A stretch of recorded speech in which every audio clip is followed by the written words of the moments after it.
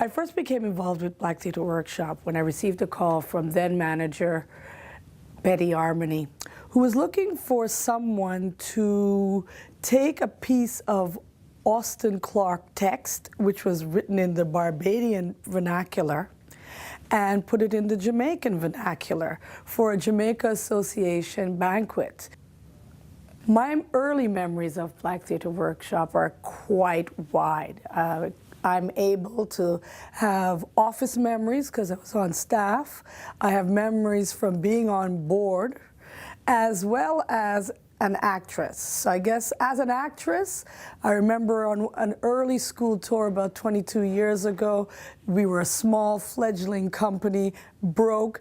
We could not afford to rent from U-Haul or rent a car or whoever to transport the actors and actresses to the various schools, much less the flats for the production. And we engaged this person who loaned us their car, and it was a long-time station wagon. It made day 2 of a 20-day tour. It had no heat, and we had to ask the person who we rent the car from to give us back our money because we had to go out and rent another car. And of course, from school to school on those first 2 days, we froze. In fact, just looking at the car, we weren't even sure that it could carry the flats on top.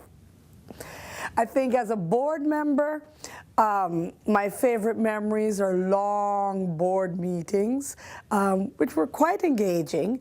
But when we'd go back to what I call, you remember the time, or you remember when this happened, and being at the time considered one of Black Theatre Workshop's children, because I was the youngest of the bunch, they would always ask me if I remember the time, and I would look at them and go, I wasn't born yet. As a staff member, my favorite Black Theatre Workshop memory would be during the Mulrooney years when we were told, all these art companies, that we would get funding on April 1st. So everybody was inching and crimping and saving to get to April 1st for there to be a somewhat small meltdown for everybody to be told that the April 1st check was not going to come again.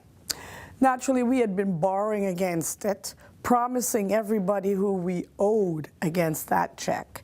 And then President Clarence Bain decided he was going to call the Prime Minister's office. And I remember trying to stop him from calling the PMO's office. And I'd never heard a thing. You have to understand, I was maybe 18, 19 years old. And somehow he got the PMO's number. And he introduced himself and went on the greatest rant. He identified that we were calling from Black Theatre Workshop. We were promised this check, and go ahead, Mulrooney, don't send that check. We who work in the Black community will go out and tell our children to go out, to sell drugs, to do whatever it takes to live, because the Brothmans did it, the Kennedys did it, and then they bought back their respectability. So if that's what he thought of funding the arts and could tamper with it, go ahead, don't send that check. The check arrived around April 15th. The main stage production that I was involved with is something that is dearest to my heart, and it was Trevor Roan's Smile Orange, which featured Jamaica's well-known actor and comedian Oliver Samuels. I played Miss Brandon, and I have this wonderful scene with Oliver Samuels. And there's this great scene where I get rejected on the phone, and you hear the sounds of the plane of my white foreigner who is going to save me from my horrible life take off and leave me. Those were the productions that I was involved in. I think the most important thing for me was that, particularly during our days on de Maisonneuve Street in the Black Study Center building, Black Theatre Workshop was a real artistic space where all types of artists came through, not only from the Black community, but all communities that make up Montreal. And there was this wall where we had everybody's going-ons.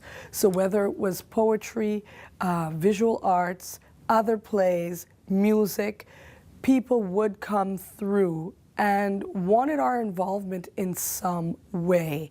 It was the Montreal destination for artists to come together. And that's pretty much what I would like to see it continue to be, celebrate Black in its many forms while embracing and remembering our Caribbean roots as a company. And lastly, the opportunity to engage with people from the diaspora and those who make up the larger international audience using the internet.